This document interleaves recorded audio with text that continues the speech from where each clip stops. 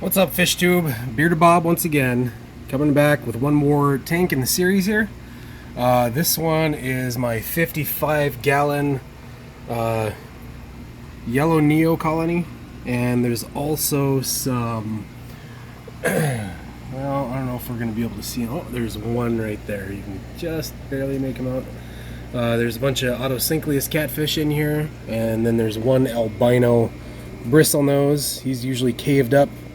Let me tell you something, when you get a male that goes into a cave, there's pretty much no way to get him out of that cave unless he wants to come out. Every time I tried to steal this cave to set it up for my regular bristlenose down in the other tank to set up and spawn, and I picked up this cave and he was in it and he would not come out. I tried taking it out of the water for a second, putting it back in the water. I figured maybe he'd go swimming out. Nope, he just stays.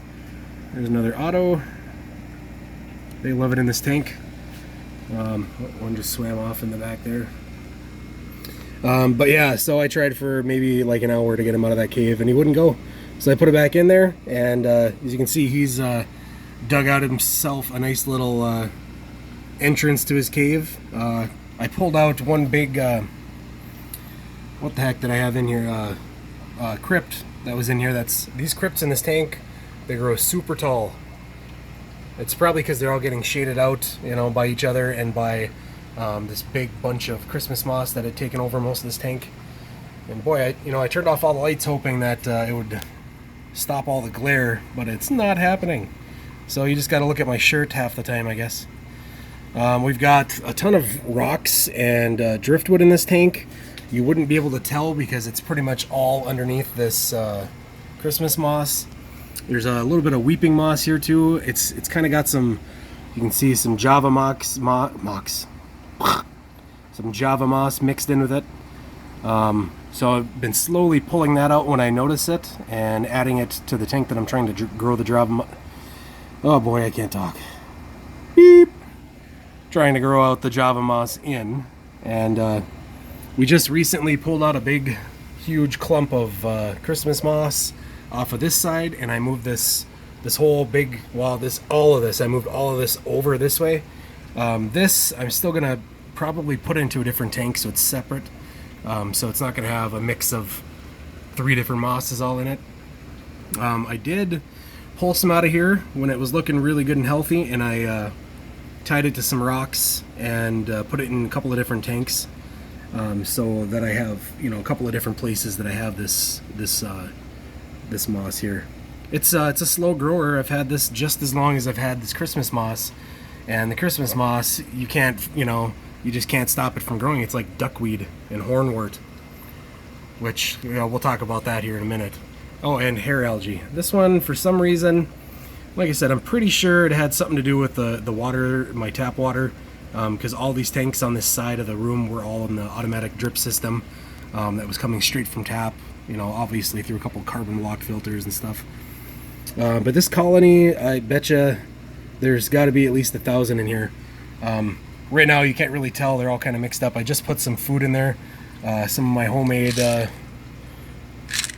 duckweed food, and they really like it. They usually crawl out of the woodwork for it, but there must be something else in here.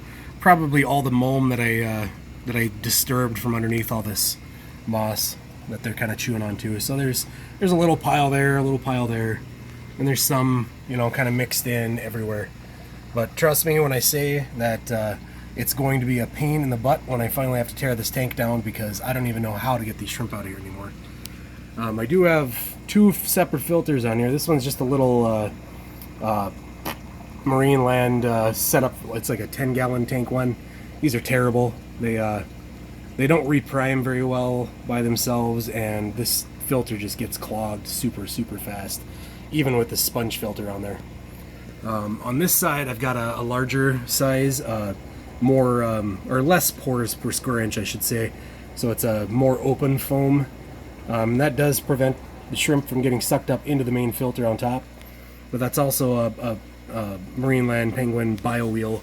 This one is the big monster one, the 350 I think it is.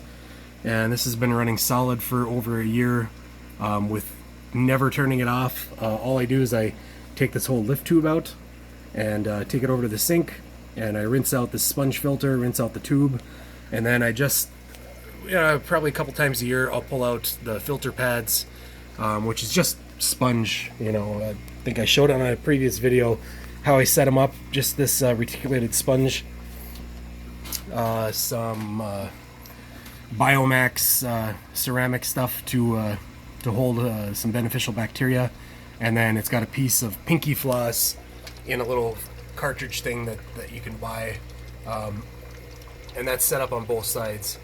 You can see I cleaned this side, so the bio wheel is spinning again. This side's pretty clogged up. I'll do that one in about a month. The water is still flowing out of it. It's just not coming out at the volume that this side is. But when I get that high volume of water, then I start growing this hair algae again. And it's crazy. It just, you can see it. And I literally just cleaned this stuff out a couple weeks ago. So hopefully with this new drip system, with the RO water remineralized with the GHKH plus, dropping the pH down and hopefully taking out all the phosphates from my tap water, it should help eventually. Now, I've treated this tank multiple times in the past. Wow. And there's a bunch of videos on my channel about doing so. I tried H2O2, so peroxide. And at first, when I was first getting hair algae growing on the back glass, I tried Excel. And both of those things worked for a time, but all this stuff comes back. You really have to look at your water parameters and figure out what's going on. I fertilize this tank about as often as I fertilize the other ones, which, like I said, I've reduced my regime quite a bit. I still use Thrive S, and then this one gets root tabs in it about every 2 months. Sometimes a little bit longer because I forget about it, but that's that. And it stays pretty good. Obviously, you can tell that the plants are not starving for nutrients. You can definitely tell by this. At the same time, I put in that piece of hornwort and the ones that were in these two tanks over here. I've cleaned these ones out since the video. I put it in at the same time. This thing has taken over the entire top half.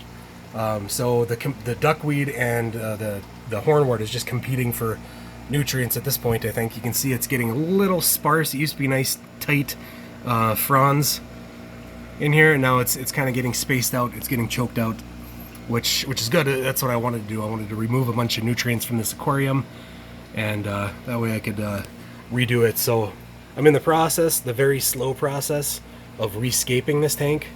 Everything that I pull out has 1,000 shrimp on it, and I don't really want to mix everything, but I also don't want to just throw everything down into this bottom tank, because then again I'm gonna have the same problem.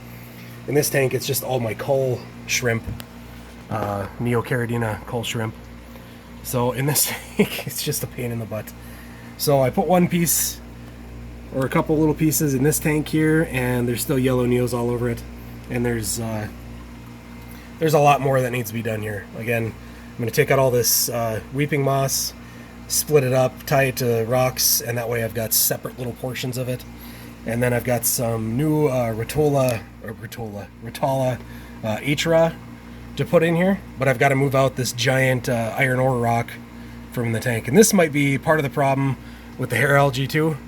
The water that I have is already high in iron, and then I've got this rock that's got iron impregnated into it. So same things that are in all my aquariums: hornwort, duckweed, 2 different moss, 3 different mosses, some bacopa that's not doing very well, some AR cardinalis not doing very well. This one was a surprise to me. This is a type of Ludwigia. I don't remember what it was. And then just a ton of crypts, bronze crypts, green crypts. And that's pretty much it for this tank. Well, thanks for watching, guys. I appreciate you guys following around, checking out all these videos. Make sure to give a like, hit the subscribe button, and if nothing else, we'll catch you on the next one. Peace.